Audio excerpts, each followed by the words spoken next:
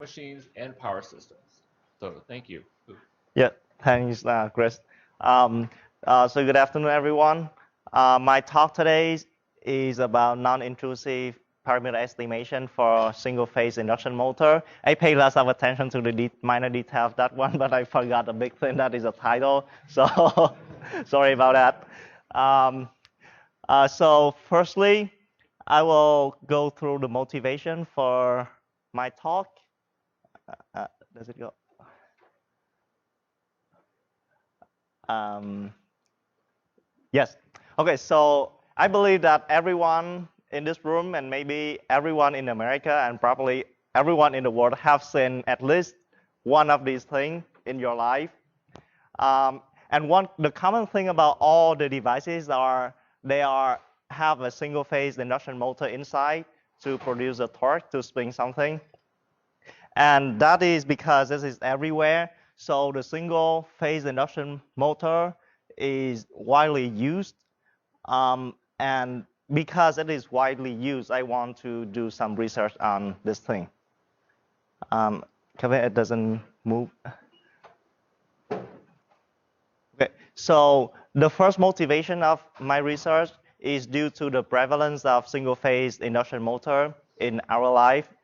Because it is widely used, it caused some problem. The problem people recently see is called the Phuc-induced delay voltage recovery, and it has been increasingly challenged the distribution grid.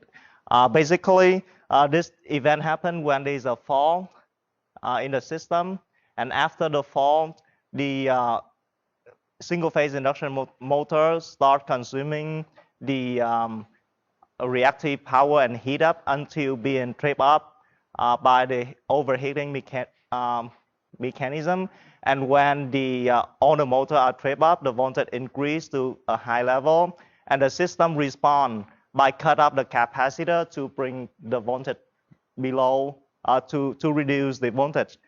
And after that, the motor are started again, and it will put the voltage system below the nominal value, below the preform nominal value. And because of the low voltage, the system is prone to the some potential disturbance. As pointed in a recent paper, the store of single-phase induction motor depends on the depth, the duration, and the point and the way of voltage dip. To understand the store of single-phase induction motor, it is desirable to have an accurate model.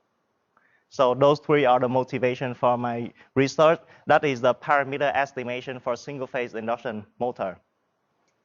So for this talk today, I've just come through the motivation. For the second part, I will introduce the model of single-phase induction motor. And the third part is the algorithm we developed for parameter estimation. The effectiveness of algorithm is illustrated through the numerical simulation in the fourth part. And the rest of them are conclusion, future works, acknowledgement, and question and answers. So to model the single-phase induction motor, we first come with a simple two-pole motor as described on this figure. So this is the electrical diagram, and this is like the cross-section of the motor. As we can see, the single-phase induction motor have the two-pole motor have 4 windings, 2 rotor windings. They are identical with the same resistance, the same number of turns, and hence they have the same inductance. For the stator winding, there are 2 windings. That one is the main winding, and the other one is auxiliary winding. Those 2 windings are asymmetric. It means that they have different number of turns, and hence they have different series resistance and different inductance. So to model this, we firstly need to write out the dynamic equation for the voltages for VM, VA, VAR, VBR, and then we see that in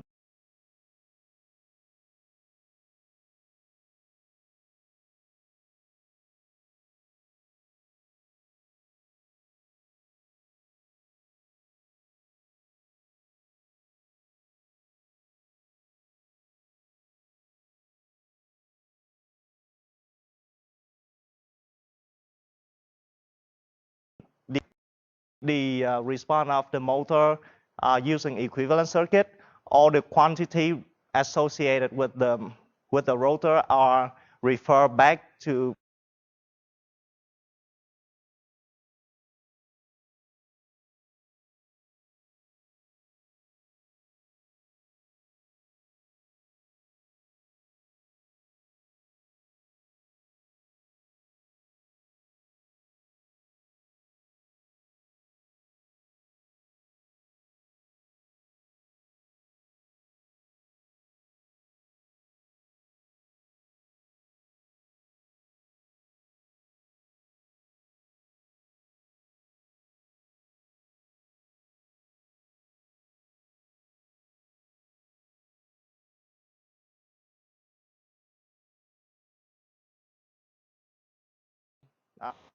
percentage of the rated speed, normally 60% to 80%.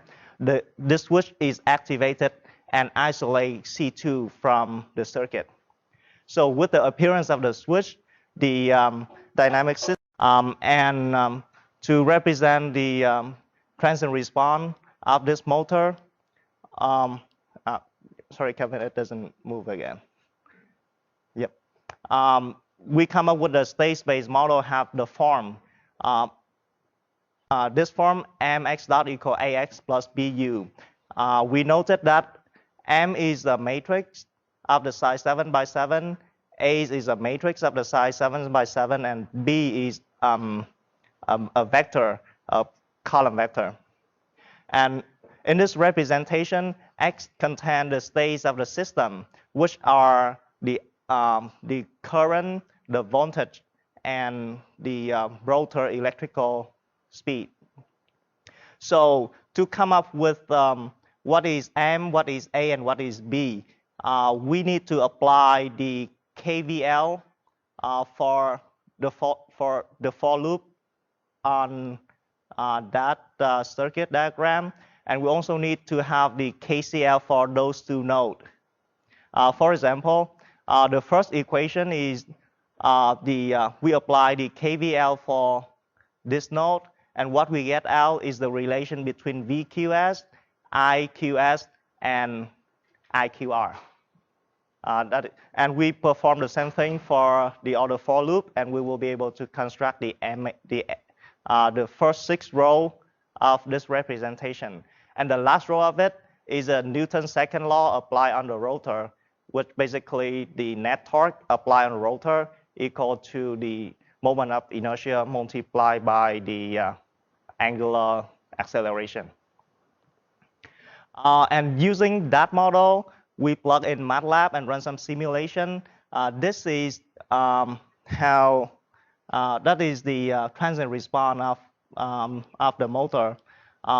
The first picture, that is the total current flow into the terminal of the motor, and the second picture is the speed, the mechanical speed of the rotor, which initially start at 0, and after a while it stays constant. On those two figures, we can see that there is an abrupt change in the current, and there's abrupt change in the speed. That is because at this time the switch is activated and the motor switched to the run mode. And from before this line, the motor was in the start mode. And in residential context, where almost all these motors are installed, the information that we could get from the motor is probably just the total current flow into the terminal and the voltage at the terminal. So the interesting question is what information we can derive from those two data, which are the voltage at the terminal and the current flow into the motor terminal. To extract some data, to extract the more information from only the current measurement and the voltage measurement, we introduced a single-phase induction motor parameter estimation, which is targeted at finding the SPIM model, which are the M matrix, A matrix, and B matrix that will fit to the measurement, which is U is the terminal voltage and Z is the motor terminal current. And to strike this problem, we come with a concept. Firstly, because the computer is everywhere now, and we want to implement the algorithm on the computer, so it is more convenient to work with a discrete time model instead of the continuous time model as presented before. And secondly, we will augment the state vector x by the parameter of interest, because we already know that the parameters of the motor are constant. So we will be, by augmenting the state vector, we will be able to get a state space representation which illustrates both the states and the parameter.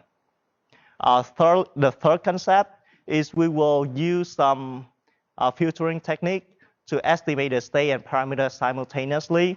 And we will use the estimated parameter to construct the SPIM model, which means we use that for constructing M and A matrices. With that concept, we're facing three biggest challenges. The first is the system gonna be nonlinear because we have a product of parameter and the states. Secondly, not every parameter can be estimated. So the selection of parameter set will be critical. And thirdly, because the system is nonlinear and we need to linearize it at every iteration, so it will take lots of time to perform computation.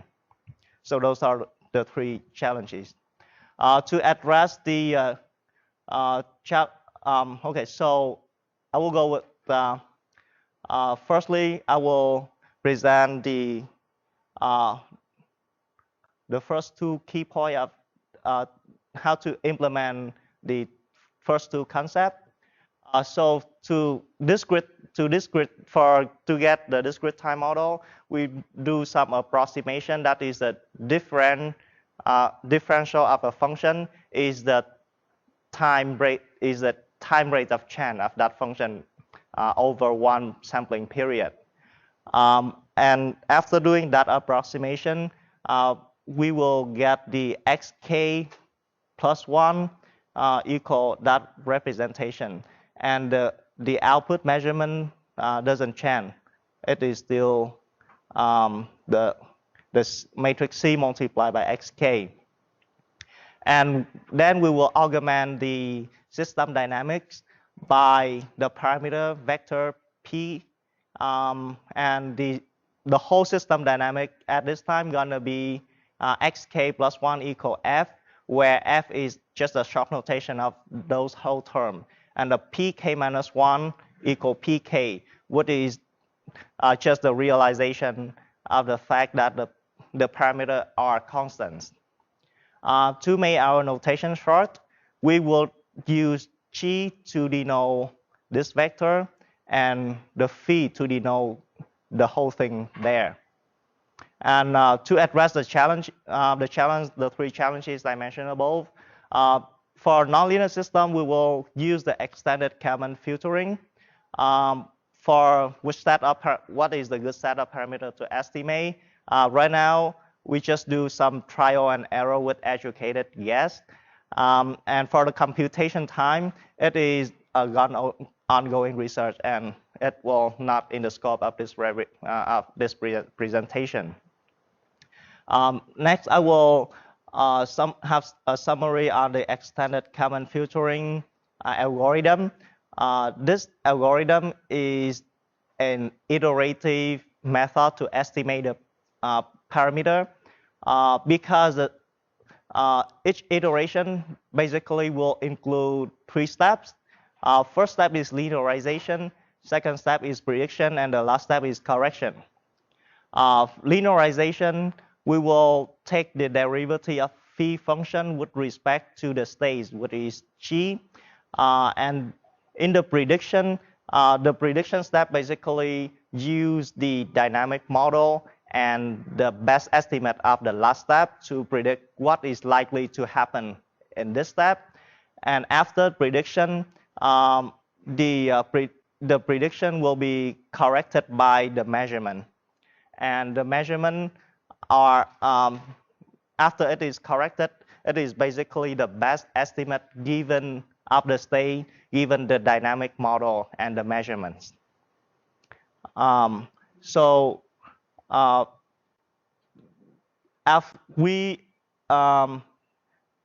this slide, I will illustrate the effectiveness of this algorithm through the numerical simulation.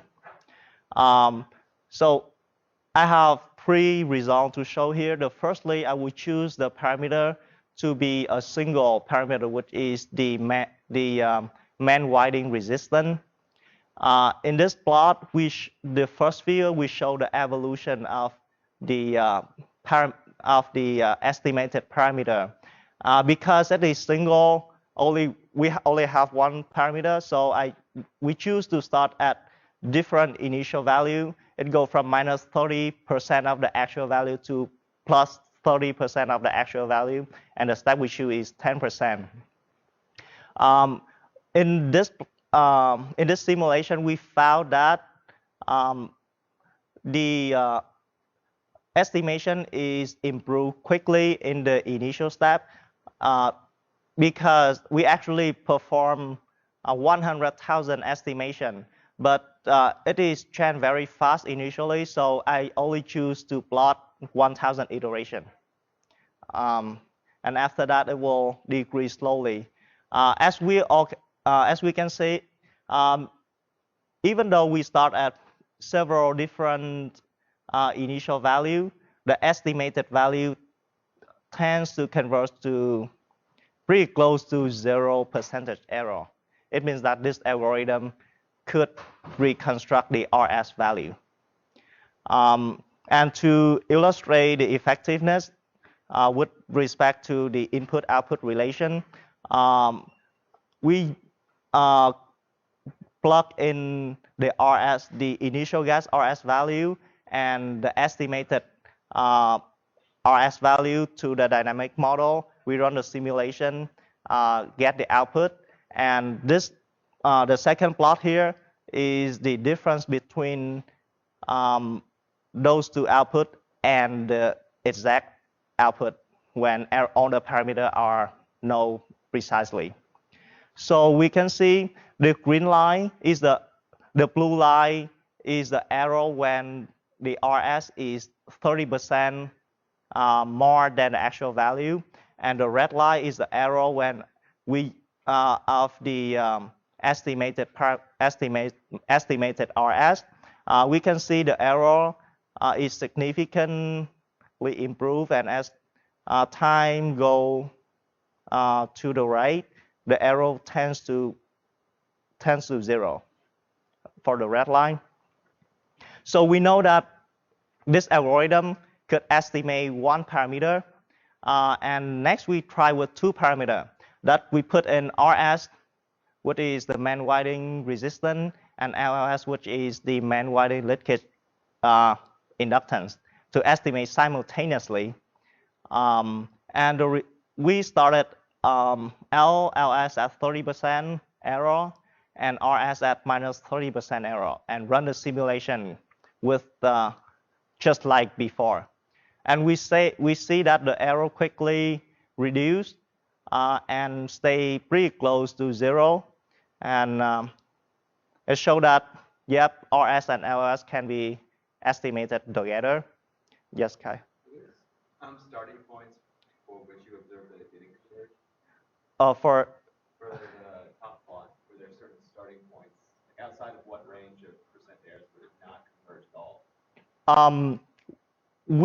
This is the maximum, the range we try, but I think that if you start with a little bit lower or a little bit higher, it will still converge. But if you start at the initial value like 10 times or 100 times, we cannot guarantee the convergence because this is the nonlinear system, and because we linearize it, so the conversion will be guaranteed around the operating point. Yep. Yes, Alex. One other quick question. You're saying that the error goes down to 0 at like a second or above. Aren't what you're concerned with, doesn't all of that like transient happen within about the first second for the motor startup? Or is this a different second than? So we observe that the most error will come from the first second, which is the startup. And as time goes on, if you take the ratio of those two errors, there still be a significant improvement. But because the plot is only the plot of magnitude, and we hardly appreciate that. But that's definitely the point, because during steady state, Mm-hmm. you cannot identify parameters. Yes. You don't have observability. Yeah. The parameters. It's only during transit Mm-hmm. that you have the observability or the identifiability of the parameters. Yeah. Yeah. So that's why even if the initial gas is really bad, it doesn't show up after the first second. Yeah, thank you for that comment. Yes, we show that one parameter works, two parameter works, and we made a big step to estimate 5 parameters at the same time. And well, it doesn't converge. So what happened? Yes, even though the arrow doesn't of the C1 and LLS here doesn't go to 0, but if you look at the arrow plot, there is still significant improvement when we plug in the estimated parameter. So this simulation may reveal that there's some dependencies between C1 and LLS. And in fact, those two are connected in series. And when you have a capacitor in series with the inductance, you can have many combinations of those two to produce the same effect on the circuit. So what the estimation here does, maybe it give us the equivalent, this value of C1 and LLS that is equivalent to the precise value. Why would we need the value of C1? Because that's already known, isn't it? Can you say it again? Why would we need the value of C1? Because that's capacitor that the user is going to connect, be it in the main winding or the auxiliary winding. Yes. You can assume C1 and still estimate LLS, right? Yes, if the motor is brand new, we can assume that C1 is known precisely, but as the motor run for a long time, maybe there's some degradation in the capacitor, in the capacitance, and we need to estimate that. And when we try to estimate C1, it may open up to some application to motor prognostic. So if you ever have a guy coming to your house and examine your furnace and can see that you perform a test on the capacitor to see the capacitance, whether it's within the regular range or not. Because as the motor ages, the capacitance may become really irregular in that sense. In that sense, then all the other parameters can also change like that. It can, yeah, definitely. But the hope is that there would be a pattern in the change of dynamic behavior that would help to identify some internal parameter changes. Okay. Not necessarily, in the wrong route somehow. Yep. So those are the simulations to illustrate the effectiveness of our proposed algorithm. And now it's time for me to go to conclusion. I have made 3 points. For conclusion, the first point is the proposed algorithm is a non-intrusive method, and it is capable of estimating the single-phase induction motor parameter. Secondly, we found that the main winding parameter with subscript S are likely to be estimated accurately, for example, RS and LLS. And the third conclusion is we found that some parameter contain redundancy, for example, the C1 and LL big S as illustrated before, and an equivalence may be estimated instead of the precise value of the individual parameters. That lead to some interesting future work of this project that is studying the identifiability of the parameters as well as find some way to reduce computational complexity because right now we are perform at every iteration we have to estimate we have to run maybe 100,000 iterations, and we see that the improvement is happen mostly at the beginning state. So is there any way to reduce that? That is an interesting future work. Those are the list of reference we used. And for that, I would to thank my family and my country for raising me up. Secondly, I thank Professor Hao Zhu for her advisory and for the support. Thirdly, I want to thank the Texas Instrument and the Texas Instrument ESP group for their valuable inputs. And I want to thank you all for being a great place for me. Now I'm open to any question. Yes. I have a question. It wasn't entirely clear to me. So once you get these parameters, Yes. what are you going to do? So it is related back to Srikanth's question. We can apply that to machine prognostic by monitoring the capacitance value and let people know when they should replace the capacitance. And another application is we estimate a parameter and we get a precise model of the motor that are already connected to the grid. And with that model, it will facilitate the understanding of the FIDVR event, and we will find a way to mitigate the effect of FIDVR. The sensing would happen where exactly? Does the motor have its own sensor, or is this done somewhere else? It is done right at the terminal of the motor. We monitor the input voltage and the input current to the motor, and we use that data for estimation. So I guess my follow-up question then is, would be interesting to find out is, this involves a fair amount of sensing, intelligence, and actuation and whatnot. Is there a simpler way, if you're going to add extra hardware to the motor, to just, what you showed was this specific fault, the motor was kind of tricked into the capacitor, disconnected, and reconnected. Is there a simple way, if you're going to go that route and add this intelligence, to do that without having to do this estimation? Can you just have a smarter way for it to not jump into this fault? Yes, I think there may be possible way to add some intelligence to the motor, but it is doable for the newly manufactured one. But for this work, it is by just adding some smart meter at the motor, we can apply it to the one which is currently in use, and that will applicable for this case. Yeah. So when you discretize the model, what was the sampling time that you have chosen? We for the method we developed, we could use for we have freedom to choose a sampling time. But for this one, I choose 10 kHz to balance between the computational time and the accuracy. If you have a lots of computational resources, you can increase the sampling time maybe to 100 kHz, and it will take almost, with this algorithm now, almost forever to run. So was the approximation something similar to the piano Baker series for the nonlinear system?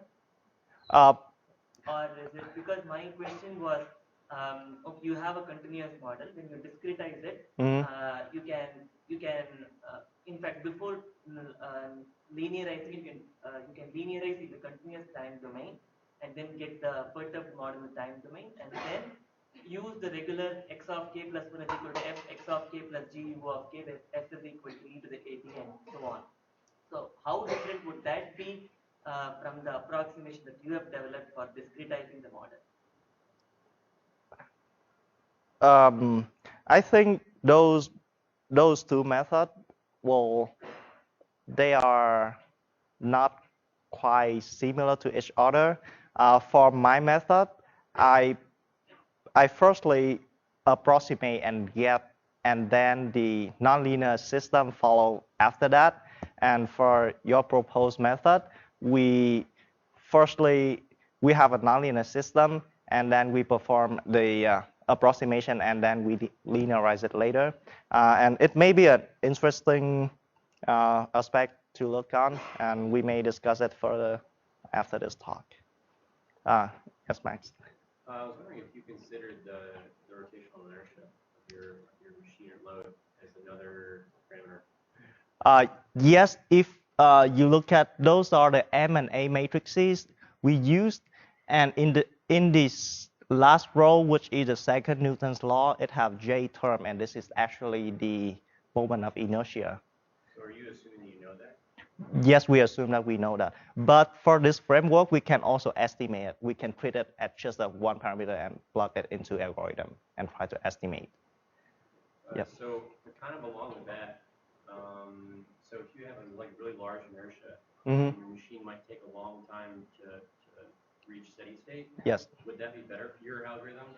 Or, so basically what I'm asking is that if you had really high or really small inertia, so a really tiny machine, yeah, would that be really hard for your algorithm to determine all the parameters? Because Professor Zhu is saying that in steady state, mm-hmm. you can't approximate. Yes. It will relate to in this project, we look at the single-phase induction motor, and we all know that they are like a fraction of horsepower, and we use in residential context. And relate to your concern that the startup is so short, we have the solution is we can collect multiple startup data, because you can turn on and turn off the motor many times in a day. So whenever you turn on, we collect data, and another time we collect the data. The data will different in the sense that the phase angle of the voltage when you start the motor will be different, so it will add more. You're not gonna get too much redundancy when collect data that way. Yeah.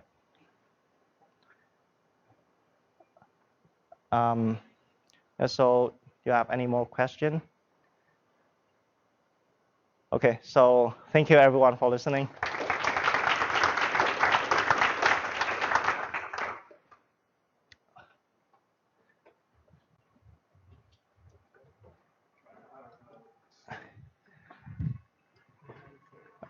It is right here.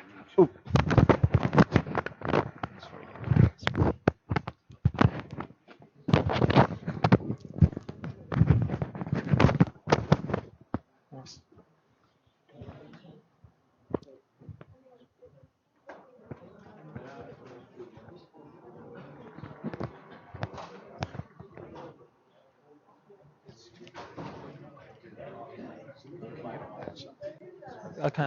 Can I be on this side? Well, we want you. Okay.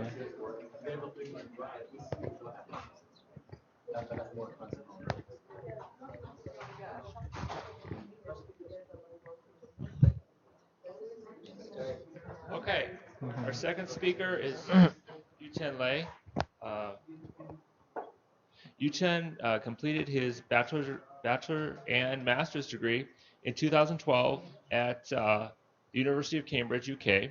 He's currently pursuing his PhD degree here at the University of Illinois. His research focus is on the analysis and design of discrete and integrated high-performance DC-DC switched-capacitor converters. So thank you, Yutian. Yeah, thanks, Chris. Hi, I'm Yutian, and my advisor is Professor Robert Palawa. So today I'm presenting a control technique that ultimately, together with soft charging operation, improves the efficiency and energy density of switched capacitor converters. So I worked on this project together with Ryan May, who has graduated, but we presented this at Compel last summer. Okay, so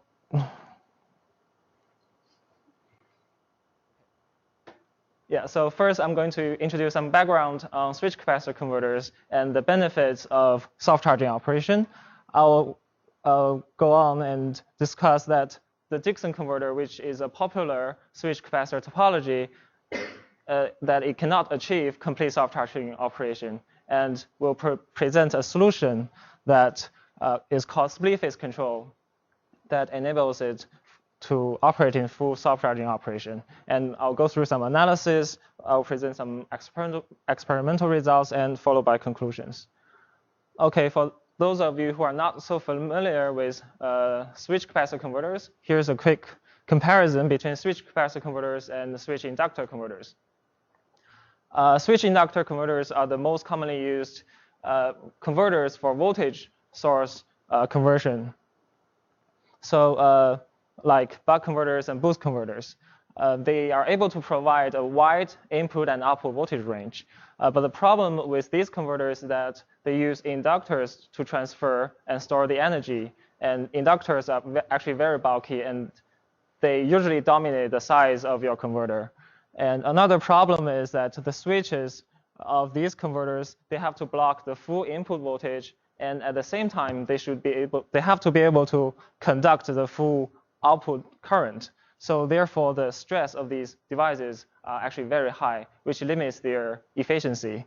On the other hand, switch capacitor converters, they use capacitors to store and transfer the energy. And because capacitors can have energy density that are usually 2 or 3 orders of magnitude higher than that of the inductors, they can be potentially made much smaller, and they are much more easier to integrate into an IC. Another benefit is that all these switches in the switch capacitor converters, they actually only have to block part of the input voltage, and they only have to conduct a fraction of the output current. So the stress on these switches are very small, smaller compared to the switch-inductor converters. So they can achieve a higher efficiency, especially when the conversion ratio is high.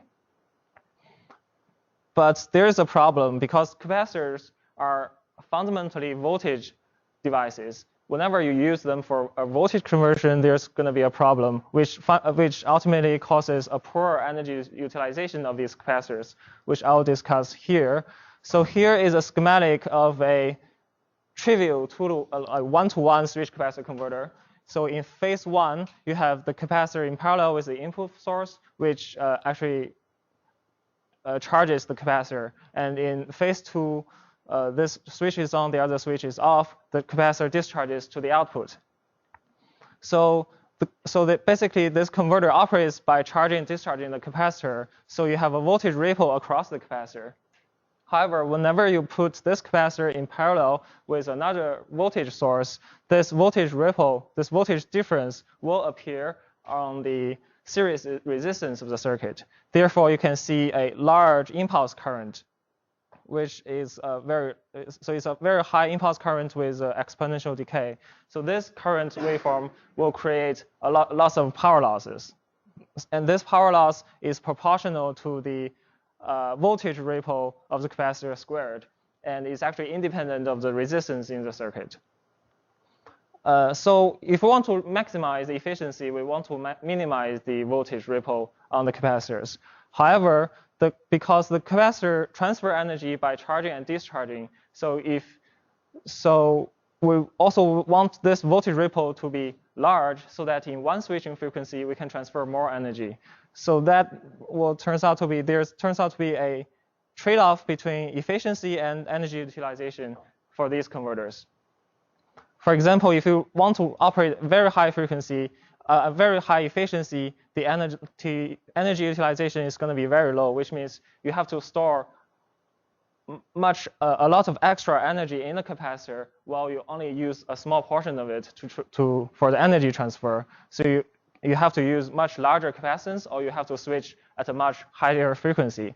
Or if you want to have large utilization, the efficiency drops really quickly. So this is really not desirable for switch capacitor converters.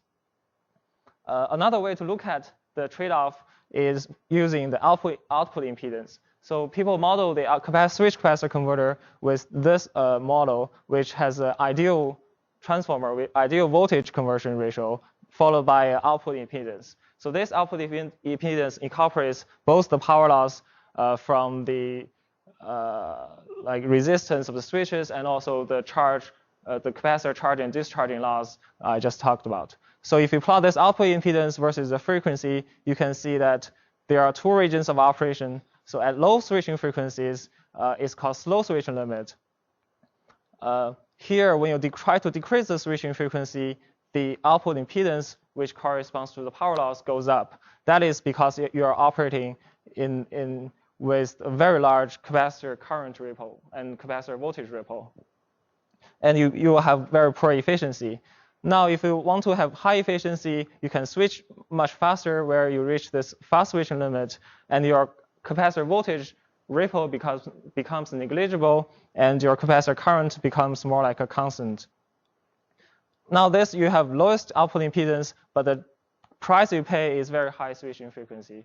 So the ideal point of operation on this curve is actually somewhere here on the bottom left corner, because you want to have the lowest output impedance, highest efficiency with the lowest switching frequency.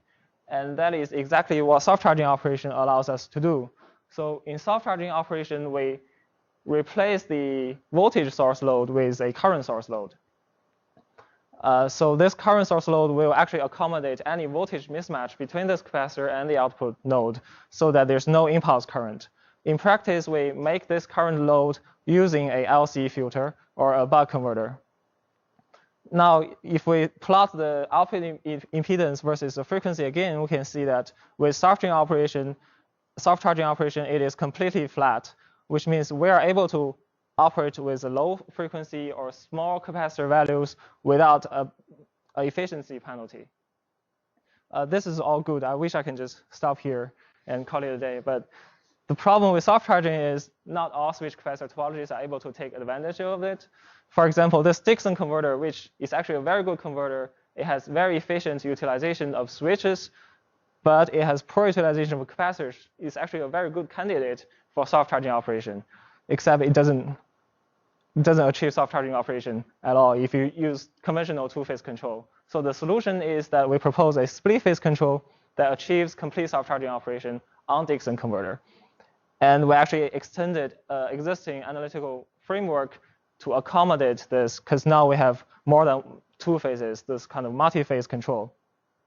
I should also mention that it applies to resonance switch capacitor as well. We have shown that for any converter that is able to operate in full soft charging operation, it's also able to operate in resonant operation with a single inductor at the output. So from now on, I will just refer everything to soft charging operation, even though you can make it either soft charging or resonant operation. This is a schematic of a 4-to-1 Dickson converter. So it also has two phases. So in phase 1, the input voltage is in series with C3. C2 is in series with C1. And in the other phase, you shuffle everything around. So C3 is in series with C2, C1 in parallel with the load. So there's a KVL constraint that needs to be satisfied if you want to operate in full soft charging operation. Because if at any instance, if the KVL constraint is not satisfied, any voltage difference will be present across the series resistance in the circuit, which will result to the large transient current. So if you write the KVL loop, write KVL equations around the internal loop of the capacitors, you have this equation, and for phase 2, you have the other equation. So these two equations, even though these two equations, they are actually cannot be satisfied during the phase transients, the phase transitions. I will show you an example. For example, now we're switching from phase 2 to phase 1. And in phase 1, we require that Vin minus Vc3 equals Vc2 minus Vc1. And those two sets of voltages are plotted here. And the converter makes the transition from phase 2 to phase 1 at 10 microsecond mark here. So you can see that in phase 2, these two voltages are actually different, and they're actually diverging. So it doesn't matter when you take the transition from phase 2 to phase 1, this voltage difference when you switch to phase 1 will be present across the series resistance, and you will see this very large impulse current So even though you have a constant current load here at the output, the internal voltage mismatches will result to this very large current. So our solution is split phase control, where we actually proposed 2 extra phases. So now we have 4 phases. Phase 1A and phase 2A are the 2 main phases, same as the 2-phase version. While phase 2B and phase 1B are the 2 extra phases. You can think of them as the buffer phases, where we insert them in between these 2 main phases. They are actually, because they are actually just part of the main phases, because the reason for them the reason for the current, the high impulse current, is the voltage mismatch. So now we can actually just take one branch at a time and discharge it so that the voltage is equal to the other branches. So that's the idea of split phase control. So now the same example. So we're going from phase 2A to phase 1A. So instead of going directly from phase 2A to phase 1A, we go through phase 1B first. So you can see, okay, these 2 sets of voltages are still different, but at phase 1B, we only connected phase, C2 and C1. So in here, C2 is discharging and C1 is charging. So VC2 minus VC1 actually decreases. So that's shown in red here. So we didn't connect the other branch, so the voltage stays the same. So we'll make the transition from 1B to 1A at the same time when these 2 voltages are equal. So if we make the transition when the voltages are equal, then there's no impulse in the current. So as a result, you can see the current follows a very nice constant value within one phase. So here is a comparison between different scenarios. So with conventional control and hard charging, you have this very large impulse current, which can be as high as 25 amp for this case. If we just replace the output voltage source with a current source, we can with a conventional control, we can reduce that by, let's say, a factor of 2, but still it is pretty significant. Now, if you use split phase control, if you know the axis, the highest value is actually only 2 amps. So in all of these cases, the average currents are the same. So they have all 1 amp average current, which means the average power to the output are the same. But we're comparing the RMS current, which actually corresponds to the power loss in your circuit. You can see that with hard charging, it's really high. With 2-phase soft charging, it goes down. But finally, with split phase control, it really goes near where the average current is. Same story goes for the peak current. OK, so I think we're running out of time, so I'll happily skip the math part. Basically, the goal of the analysis is that we're trying to find a set of charge vectors of the elements that satisfies KVL equations, KCL equations, the capacitor, the charge and voltage relationship, and the periodical steady-state equations. So so the solution satisfies all of these. We can find the charge vectors, which actually corresponds to the charge flow in the circuit. And finally, we can actually find out the duty ratio of each phase. So just now we were saying, okay, we wait for the voltages to be equal. We switch to another state. Now we can say that as long as the duty ratio follows this relationship, there will be no impulse current at all. And another benefit of the analysis is that we actually did not use any information on the sequence of the phases. So actually, what we found out that there are 4 phases now in a cyclic pattern. So there are 6 possible sequences, and we are showing 3 of them here. So this one is actually the sequence that I explained just now, which works fine. And now if you reverse the sequence, it also works. So there's no impulse current either. The interesting part is that even though for this sequence, you follow the main phase with another main phase, which means the buffer phases are not really put in between those. You just run it in this sequence. There's no impulse current either. So which means you can just run these phases in any sequence you like, you're able to achieve complete soft charging. This is actually pretty important because in hardware, even though these look the same, but in hardware, some of them will result in negative VDS voltage on switches. So it actually limits what switches we can use. So because of this, now we found out we can use any of the sequences. We're able to find one that works with our hardware. So here's the hardware I was talking about. This is an 8-to-1 split-phase Dickson converter. So we use 12 switches, and the capacitors are shown here, the big ones. And the additional inductor is there. It's about the same size as one of the flying capacitors. So this same converter, we actually run it in conventional operation. We also run it in soft charging with two-phase control and soft charging with split-phase control. So with soft charging operation, so this is a waveform. Again, the top two ones are simulation, and the bottom two ones are experimental waveforms. So you can see that this voltage, two sets of voltages, they are different in one phase, and when it goes to the other phase, they have to be instantaneously be equal. So that's when the charge redistribution occurs. You can see the same thing with the experimental waveforms.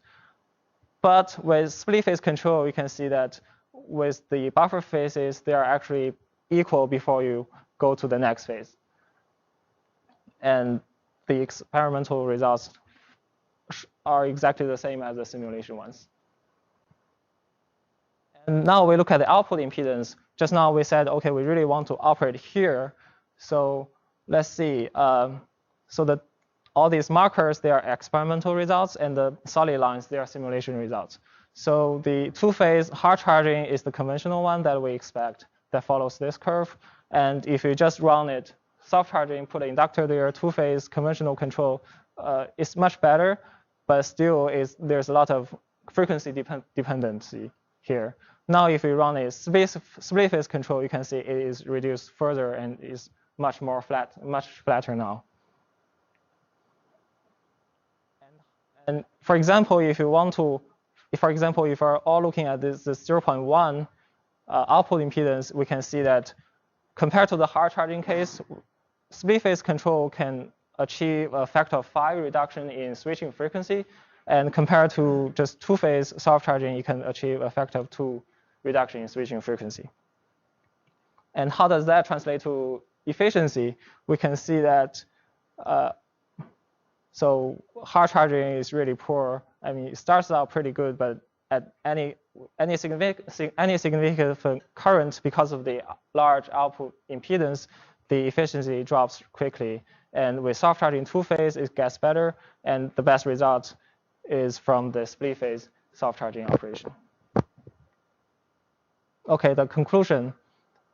So we propose a split-phase control that achieves complete soft charging operation on a Dickson switched-capacitor converter. There are 2 points that I didn't really mention, but the control does not introduce any, even though there are 4 phases versus 2 phases now, it does not introduce any additional power switching loss. And also, it can be easily extended to higher conversion ratios. So the simulation example we used was 4-to-1. The experimental results, we used 8-to-1. There was no problem.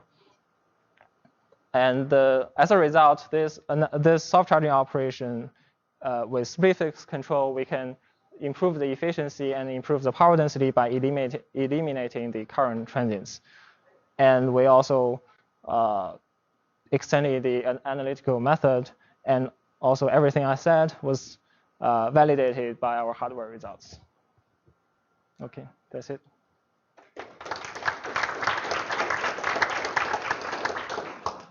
Yes. So how sensitive is this to getting your switching events matched? Sorry, okay. How sensitive is the efficiency that you've achieved to getting your switching events to be properly timed? Is it easy to accomplish, or does it require? Well, it is pretty sensitive to how well we can match them, but it's not. Even with a conventional switched-capacitor converter, you want all your switch happens at the same time. So yeah, so in this case, it also requires a higher, kind of very high resolution on how precise you can turn and off your switches. Yes, and also I've shown that I think you're right in like. Okay, yeah. Mm-hmm. Because presumably the squiggly is the result of timing or your switching mismatch in your actual signal, right? Can you say it again? You got the squiggly in your measured waveforms.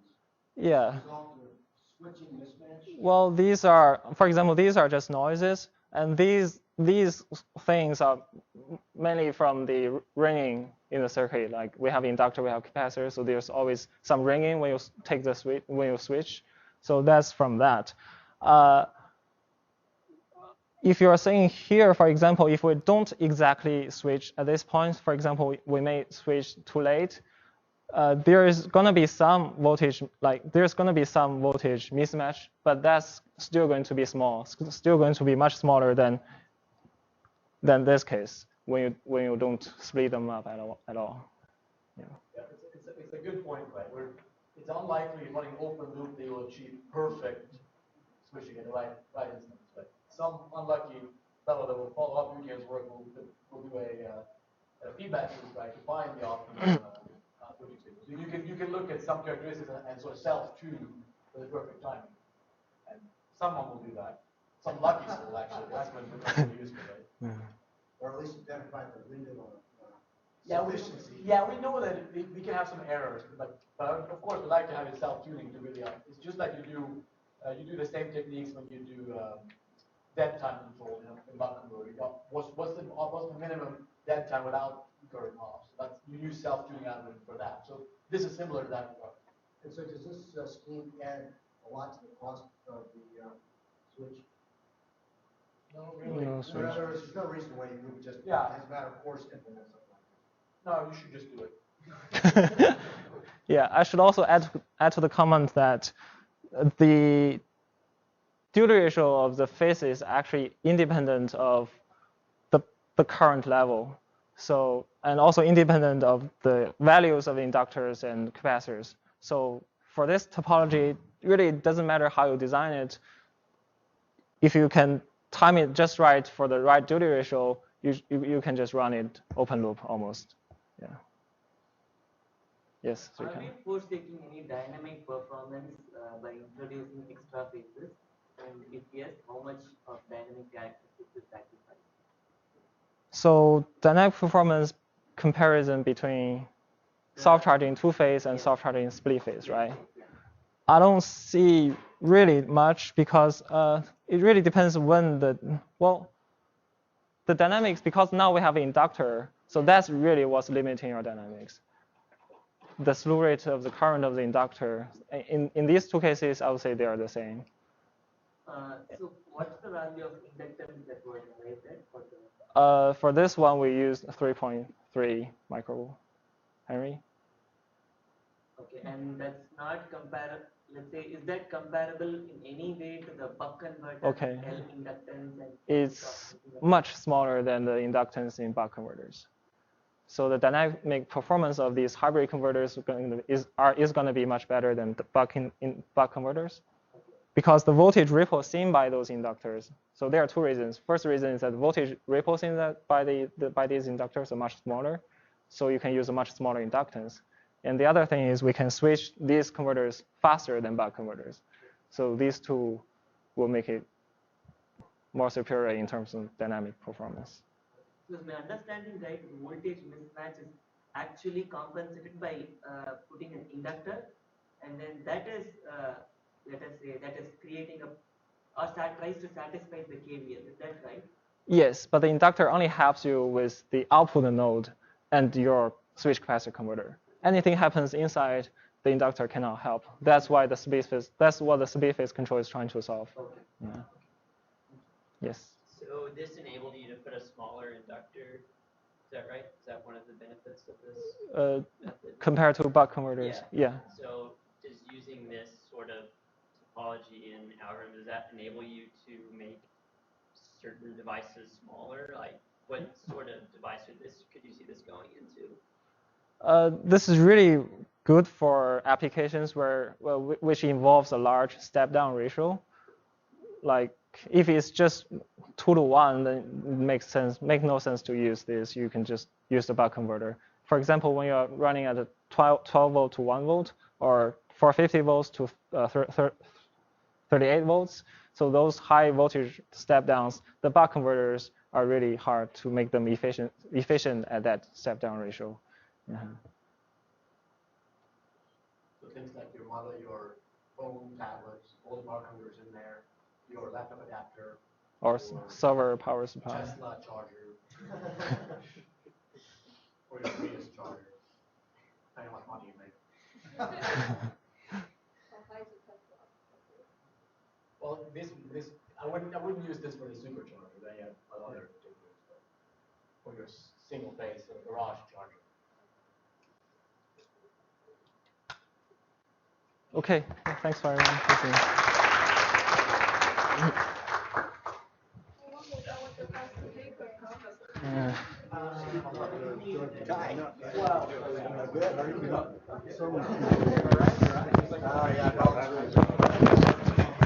I know that was on.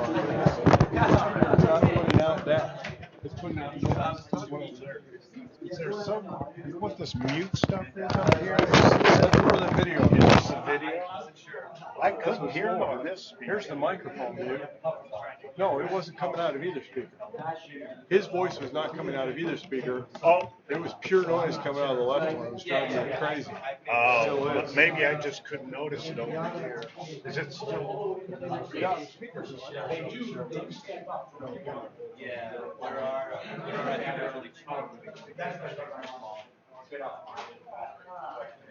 the reason I asked is because I was trying to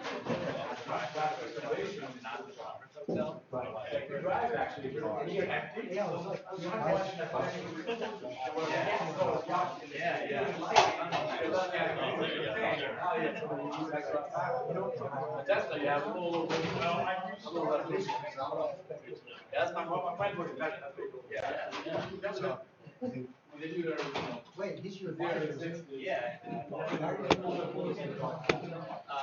Well, for one, I asked Rob if she was looking for something. And then I was like, well, I've talked with Sal about this sort of thing.